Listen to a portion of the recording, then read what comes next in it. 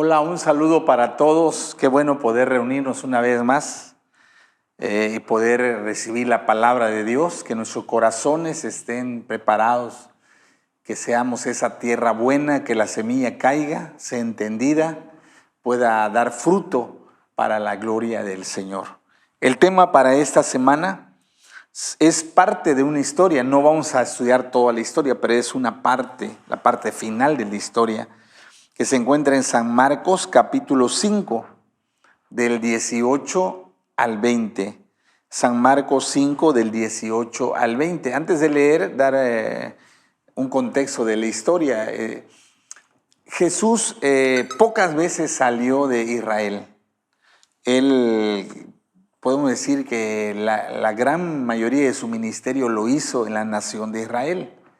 De las poquitas veces que él salió para ministrar fuera de Israel es este episodio, cuando él va a una ciudad llamada Gadara. Por eso se le llama a esa persona el endemoniado gadareno. No es que sea su nombre gadareno, sino él pertenecía a una ciudad que se llamaba Gadara. No era una ciudad judía, por tanto Jesús fue a un país extranjero. Y llegó y encontró a un hombre que estaba atormentado terriblemente por demonios.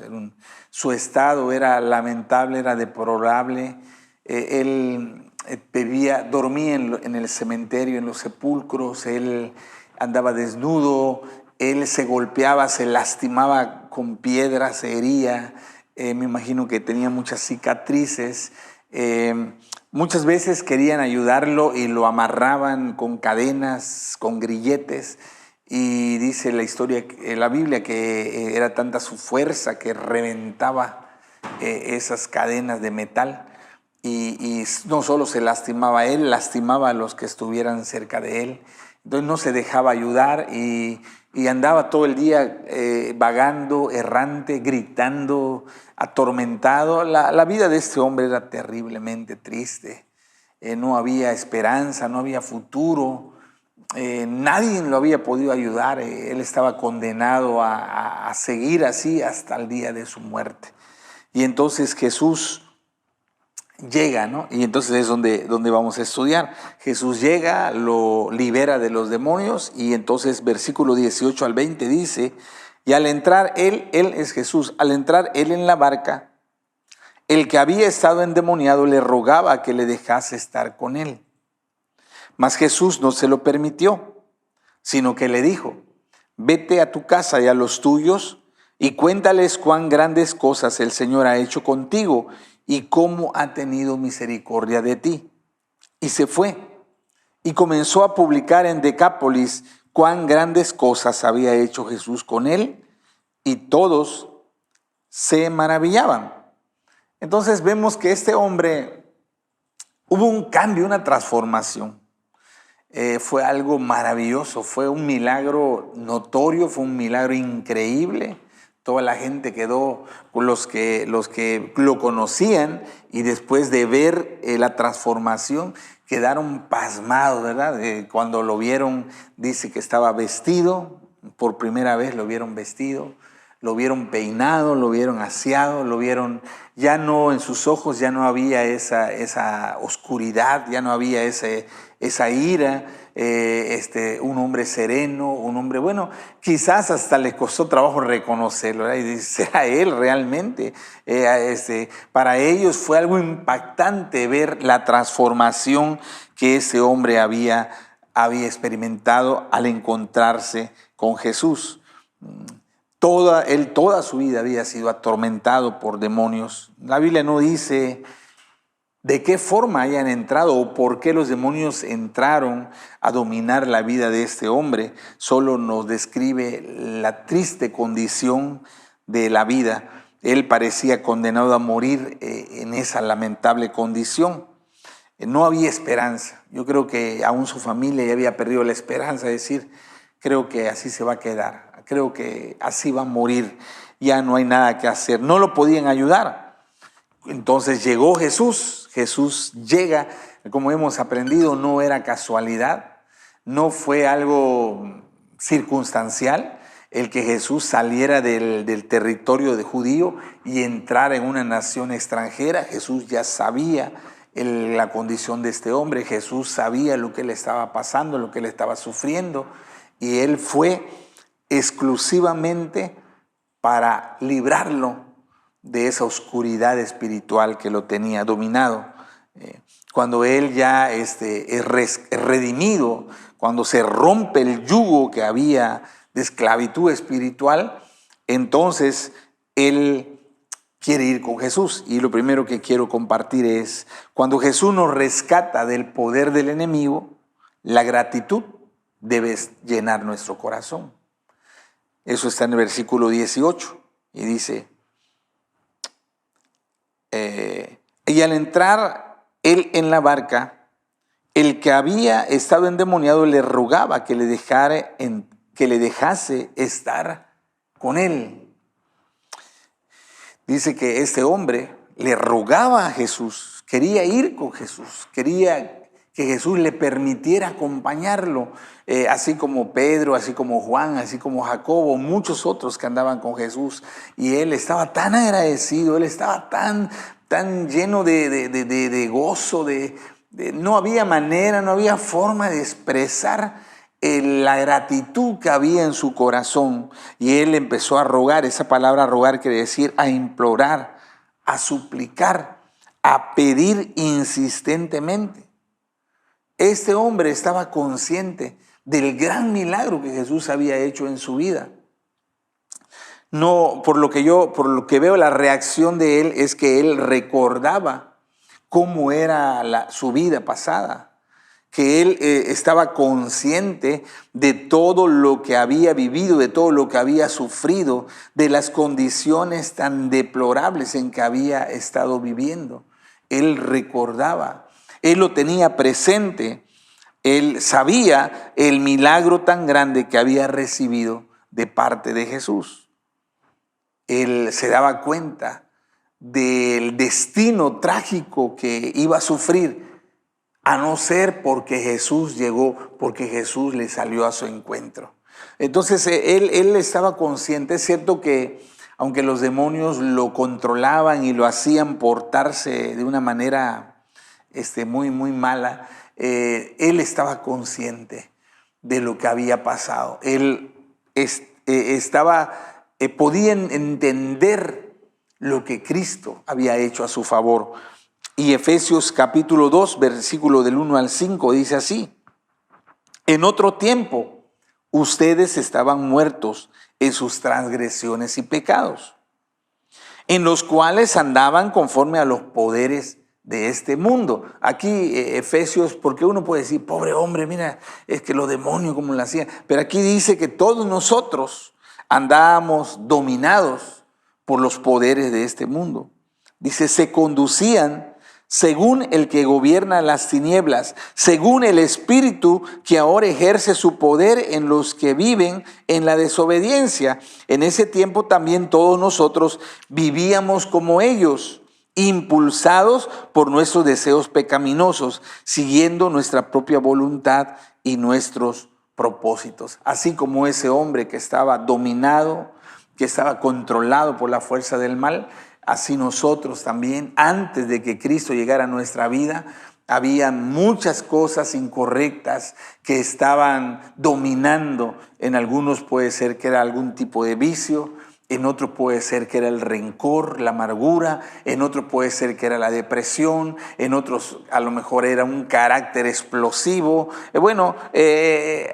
Creo que tú sabes perfectamente cómo era tu vida antes de conocer a Cristo. Y la Biblia dice que eso se debía a que estábamos bajo el dominio de los demonios, que estábamos bajo el dominio de Satanás, y nuestra conducta reflejaba esos espíritus que controlaban nuestra vida, ¿no? Dice, como los demás, estamos en Efesios, como los demás éramos por naturaleza objetos de la ira de Dios, pero Dios, que es rico en misericordia, con su gran amor, por nosotros, nos dio vida con Cristo, aun cuando estábamos muertos en pecados. Por gracia, ustedes han sido salvados. Y así como ese hombre que estaba consciente y estaba agradecido por lo que Cristo había hecho, creo que cada uno de nosotros también debemos de valorar, debemos de apreciar de dónde Cristo nos sacó, lo que Cristo ha hecho por nosotros. Creo que debemos de estar conscientes, no debemos olvidar lo que Cristo ha hecho, los cambios tan benéficos que hemos experimentado a raíz de encontrarnos con Cristo. Ahora este hombre tenía una nueva oportunidad. Ahora había una esperanza para una vida mejor. No debemos olvidar de dónde nos rescató Dios. 1 Timoteo 1:15 dice así: este mensaje es digno de crédito y merece ser aceptado por todos, que Cristo Jesús vino al mundo a salvar a los pecadores, de los cuales yo soy el primero. Pablo decía, miren, el pecador más grande que había, la persona que estaba totalmente perdida, la persona que no tenía esperanza, ese era yo. Dice, pero Cristo me salvó, Cristo me redimió, Cristo vino a mi encuentro y cambió mi vida y le dio un nuevo rumbo a mi vida. No debemos olvidar lo que Él ha hecho, de dónde nos sacó. Y si nos hacemos dos preguntas, la primera es, ¿cómo sería hoy nuestra vida si no hubiéramos conocido a Jesús? Pregúntese eso. ¿Cómo sería tu vida hoy si no hubieras conocido a Cristo? La segunda pregunta es, ¿cómo estaría mi familia sin la presencia de Cristo?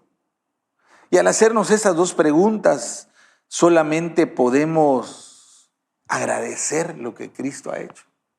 Ciertamente nuestra vida sería un caos, nuestra familia sería un lugar de mucho dolor y sufrimiento. Anduviéramos sin rumbo, sin propósito, sin dirección. Y necesitamos recordar, necesitamos estar conscientes de lo que Cristo ha hecho, de lo que hemos recibido de gracia. Tristemente, algunas personas parecen olvidar la gracia y el favor de Dios sobre su vida. Algunos parecen olvidarlo. Dice Lucas capítulo 17, del versículo 15 al 19, en la Nueva Versión Internacional, dice así. Está hablando de 10 personas que estaban enfermas, tenían lepra, tenían una enfermedad incurable. Dice, uno de ellos, al verse ya sano, regresó a Dios, regresó alabando a Dios a grandes voces. Cayó rostro en tierra a los pies de Jesús y les dio las gracias, no obstante que era samaritano. ¿Acaso no quedaron limpios los 10? Preguntó Jesús. ¿Dónde están los otros 9? ¿No hubo quien se regresara a dar gloria a Dios excepto este extranjero? Levántate y vete, le dijo al hombre, tu fe te ha sanado. 10 fueron sanados. Y de esos 10 solo uno, un samaritano, el menos pensado, regresó a agradecer, regresó a reconocer lo que Cristo ha hecho. Y tristemente le decía que hay personas que han olvidado lo que Cristo ha hecho en su vida, que no le han dado el valor a la nueva oportunidad que han recibido de Cristo, que no han perdido de vista lo que serían ahora si no hubiera sido porque Cristo les rescató en el momento oportuno. Sin embargo, hay otros que viven agradecidos y dispuestos a servir al Dios que los redimió. Y espero que tú y yo seamos de este tipo de personas. Este hombre, al verse sano, al verse libre, él dijo, estoy tan agradecido que quiero servirte, que quiero vivir para ti, quiero consagrar mi vida a tu servicio. Él quería acompañar a Jesús en cualquier lado donde él fuera. Él quería servirlo cada día. Era tanta la gratitud y el amor en su corazón hacia Jesús que estaba dispuesto a seguirlo, a abandonar todo y seguir a Jesús. Y que nuestro corazón sea como el de este hombre, que tengamos el deseo de servir a Jesús cada día de nuestra vida. Que en gratitud por lo que Él ha hecho, no escatimemos nuestro tiempo, nuestra vida, para hacer su voluntad. Mire lo que dice Romanos capítulo 6, versículo 13. Voy a leer en la Nueva Traducción Viviente, dice así: no dejen que ninguna parte de su cuerpo se convierta en un instrumento del mal para servir al pecado. En cambio, entréguense completamente a Dios, porque antes estaban muertos, pero ahora tienen una vida nueva.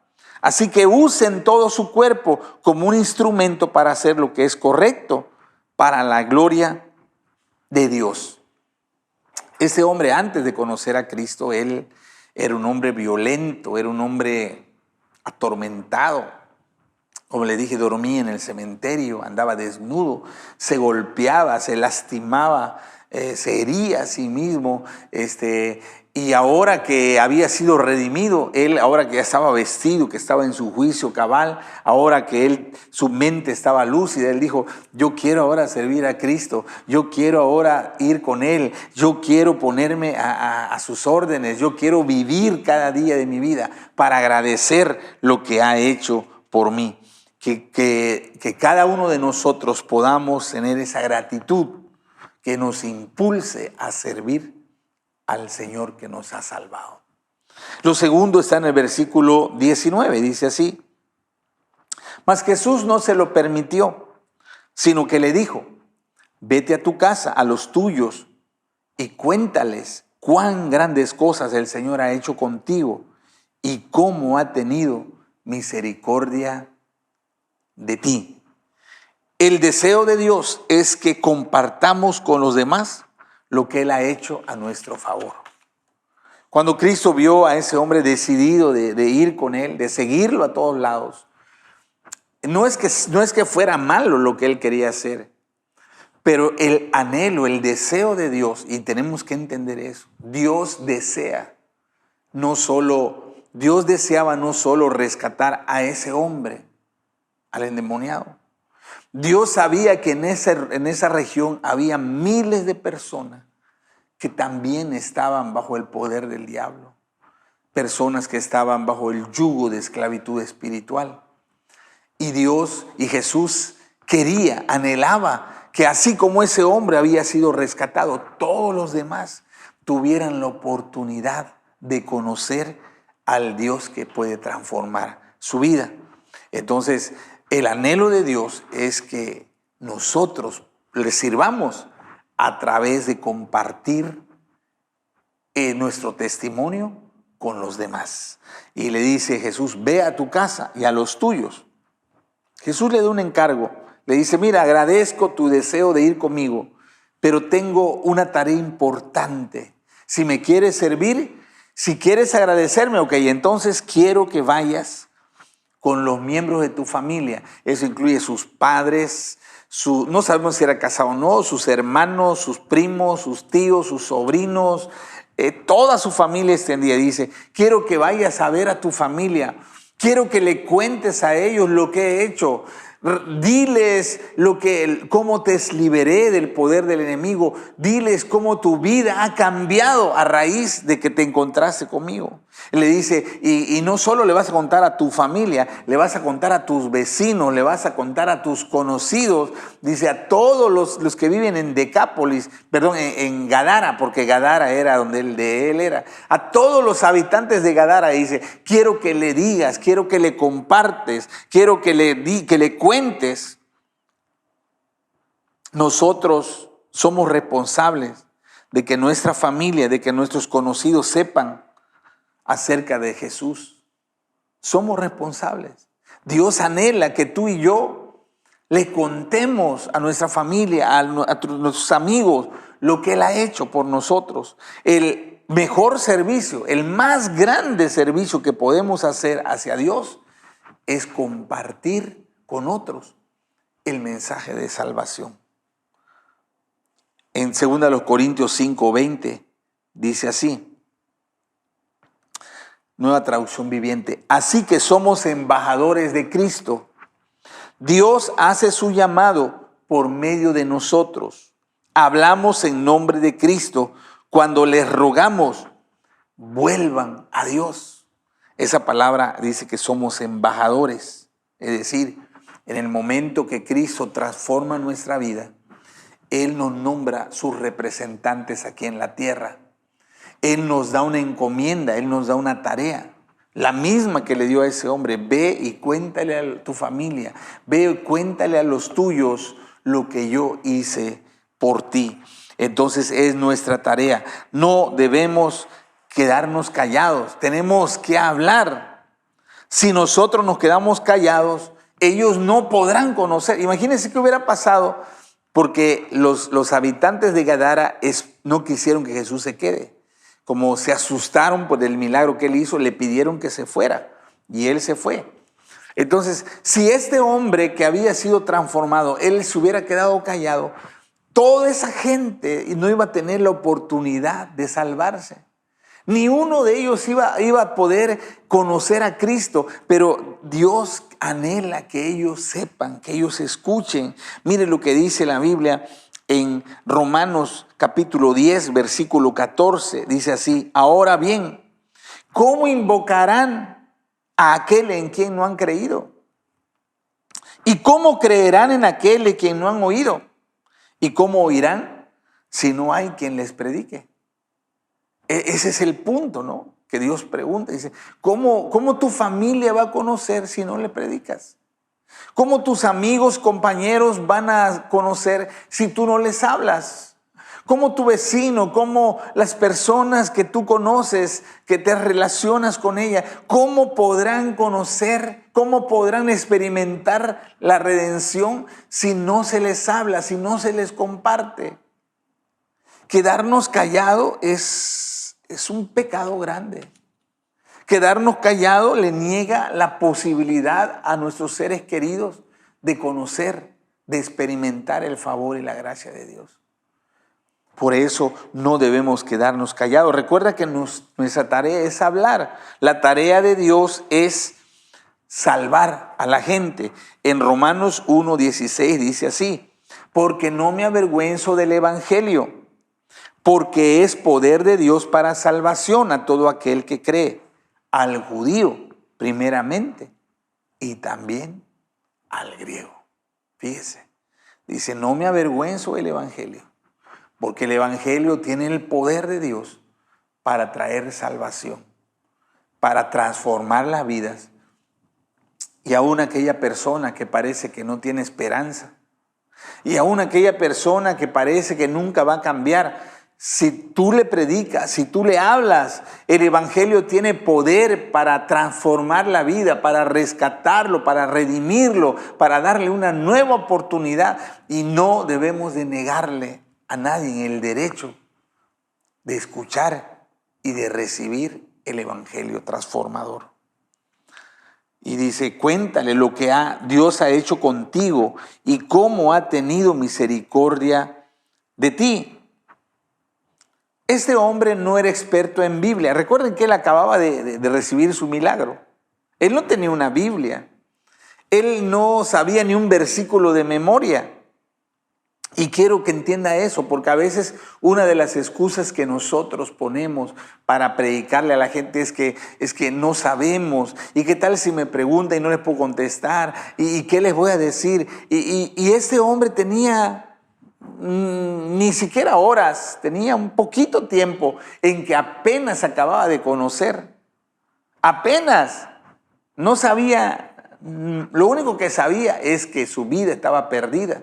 Y Cristo lo había cambiado. Era lo único que sabía. Y le dice, tú lo que vas a ir a contar es tu experiencia, lo que tú viviste. Tú vas a decirle a los demás lo que Dios ha hecho por ti. El mensaje más poderoso que podemos dar es lo que Cristo ha hecho en mi vida. ¿De dónde me sacó? ¿De dónde me rescató? Cómo la gracia de Dios ha hecho que esos vicios, que esas actitudes incorrectas, destructivas, ya no sean parte de nosotros y ahora somos una persona nueva, una persona distinta. Entonces, la tarea que tenemos es hablarles de lo que Dios ha hecho en nosotros. Ese es el mensaje más poderoso, el testimonio que tú tienes.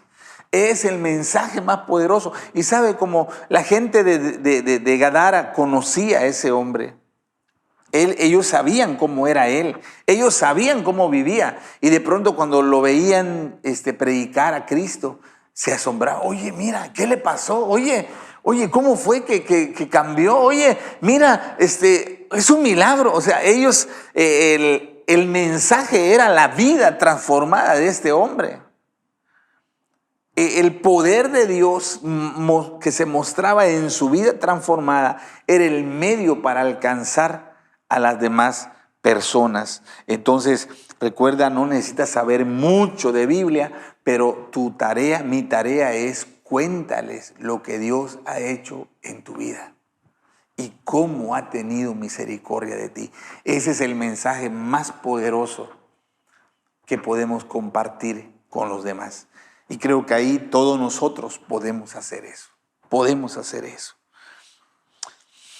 Como conclusión es que fue tan grande la gratitud de este hombre. Era tanta la gratitud. Él estaba tan agradecido por el milagro que Dios había hecho en él, que él no solo le fue a predicar a su familia y a los de su ciudad. Recuerden que él era de la región de Gadara, una ciudad llamada Gadara.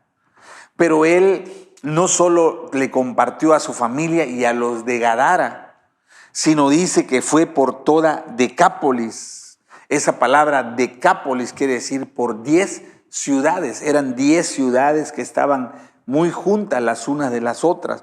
Y él no solo predicó en Gadara, sino se fue a las 10 ciudades. Los nombres de las ciudades es Damasco, Banías, Canata, Hippo, Dión, Rafana, Gadara, Pelía, Gerasa y Filadelfia. ¿Cuánto tiempo tardó él en recorrer esas 10 ciudades? No lo sabemos. La Biblia sí es clara y dice, él fue por todas esas 10 ciudades. Él estaba tan agradecido, dijo, oye, si mi vida estaba perdida, si yo estaba en la oscuridad y ahora que Cristo ha hecho en mí, pues todos tienen que saber, todos tienen que conocer. Yo quiero que todos sean testigos de la transformación que Cristo ha hecho en mi vida.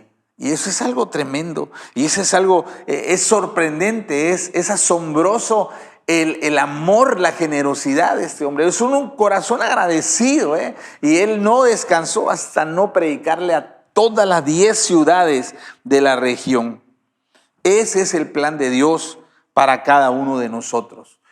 Jesús no solo lo hizo con ese hombre. Cuando Él te rescató, cuando Él te salvó, cuando Él transformó tu vida, no solo era para darte una vida mejor, no solo era para restaurar tu salud o tu economía o tu matrimonio. Sí, es parte de su plan, pero también porque Jesús sabe que tu familia, Jesús sabe que hay personas conocidas, que hay compañeros, que hay vecinos que necesitan, que están sufriendo como nosotros sufrimos un día, que están dominados por la fuerza de las tinieblas, y Él quiere que ahora nosotros seamos embajadores de su reino, que lo que Él ha hecho podamos llevarlo a otros, porque Él quiere que todos sean salvos. Él no quiere que nadie se pierda. Jesús no desea que nadie siga en las condiciones tristes y lamentables que viven los que no conocen a Cristo. Dios nos ha rescatado para ser instrumentos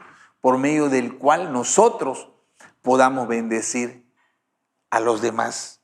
Y la pregunta para terminar es, ¿estamos dispuestos a cumplir con esta encomienda? Recuerde que el tema para esta lección hoy es, ve a los tuyos y cuéntales lo que Dios ha hecho por ti. ¿Estamos dispuestos a cumplir con esta encomienda? muchos que están a nuestro alrededor necesitan a Jesús.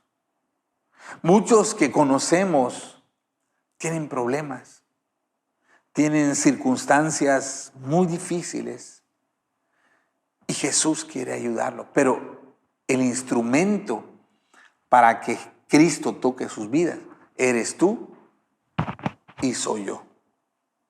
¿Nos atreveremos a cumplir con esta encomienda? Y el Espíritu Santo nos dice, ve, vamos a predicar, vamos a compartirle, vamos a contarle lo que Dios ha hecho por nosotros. Amén. Vamos a orar. Padre, antes que nada agradecerte porque estábamos perdidos. Nuestra vida no tenía rumbo ni propósito. Estábamos atados por vicios, por malas actitudes. Estábamos sumidos, Señor, en la desesperanza.